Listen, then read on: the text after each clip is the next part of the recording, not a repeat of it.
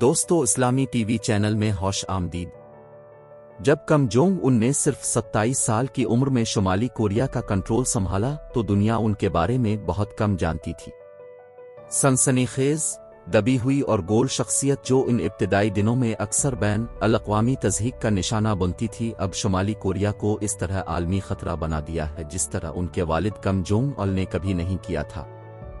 Kim Jong Un نے وہ بھی کیا جو شمالی کوریا کا کوئی سابق رہنما نہیں کر سکتا تھا، ایک بیٹھے امریکی صدر کو مذاکرات کی میز پر لایا۔ لیکن سابق امریکی صدر ڈونلڈ ٹرمپ کے ساتھ تاریخی بات چیت اور جنوبی کے ساتھ تعلقات کو بہتر بنانے کی ابتدائی پیش رفت آخر کار کہیں بھی نہیں پہنچی۔ واشنگٹن اور سیول کے ساتھ پیانگ یانگ کے تعلقات تب سے تلخ اور تیزی سے اتار چڑھاؤ کا شکار ہو گئے۔